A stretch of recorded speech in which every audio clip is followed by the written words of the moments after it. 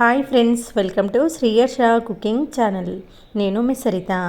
ఇవాళ మన రెసిపీ వచ్చి మనం రెగ్యులర్గా చేసుకునే ఉల్లిపాయ అచ్చంగా శనగపిండి పకోడీ కాకుండా ఇలా సేమియా పకోడీ ట్రై చేయండి. చాలా చాలా క్రిస్పీగా చాలా టేస్టీగా ఉంటాయి.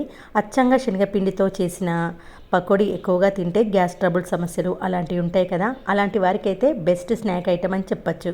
ఈవినింగ్ టైంలో కానీ ఏదైనా టైంపాస్ కానప్పుడు బోర్ కొట్టినప్పుడు కానీ అప్పటికప్పుడు చిటికెలో చేసుకునే ఈ సేమియా పకోడీని ఎలా చేయాలో చూసేద్దాం. దీనికోసం ముందుగా స్టవ్ ఆన్ చేసి ఒక గిన్నెలో సగం వరకు వాటర్ను పోసుకోండి. వాటర్ మరిగేటప్పుడు మంటను మీడియం ఫ్లేమ్కు టర్న్ చేసుకొని ఒక కప్పు సేమియాను వేసుకొని వాటర్లో కలిసేలా కలిపేయండి. జస్ట్ ఒక 2 మినిట్స్ మాత్రమే మీడియం ఫ్లేమ్లో ఉడికించుకుంటే సరిపోతుంది. అంటే 50% మాత్రమే ఉడకాలి. ఇలా ఉడికిన తర్వాత స్టవ్ ఆఫ్ చేసి స్టెయినర్లో వేసుకోండి. ఎక్సెస్ వాటర్ పూర్తిగా వెళ్ళిపోయిన తర్వాత ఈ సేమియాను మరొక బౌల్లోకి వేసుకొని దీంట్లోకి బైండింగ్ పర్పస్ కోసం, క్రిస్పీనెస్ కోసం ఒక పావు కప్పు వరకు బియ్యం పిండిని, ఒక పావు కప్పు వరకు శనగపిండిని, ఇందులో సేమియా వేసినాం కాబట్టి శనగపిండి బియ్యం పిండి చాలా తక్కువగా పడుతుంది. తర్వాత రుచికి సరిపడా సాల్ట్ వేసుకోండి.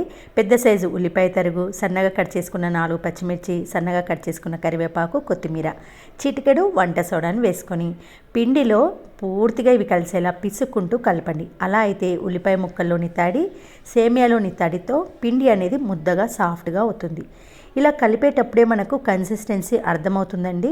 మనకు తడి ఏమైనా తక్కువగా అనిపిస్తే ఇలా కొన్ని వాటర్ని స్ప్రింకిల్ చేస్తూ ఇలా పకోడీ పిండిలా ప్రిపేర్ చేయాలి.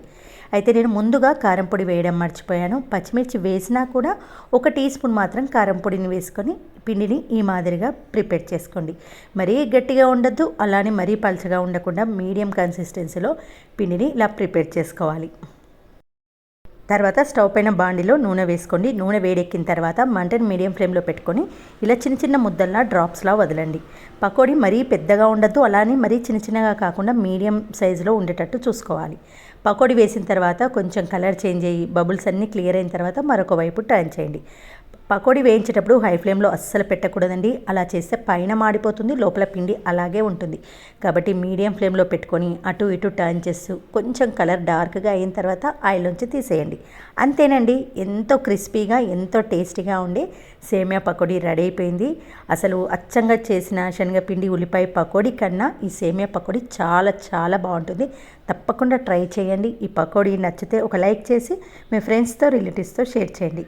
నా వీడియో ఫస్ట్ టైం చూస్తే ప్లీజ్ సబ్స్క్రైబ్ మై ఛానల్. మరొక మంచి వీడియోతో మళ్ళీ కలుద్దాం. Thanks for watching this video.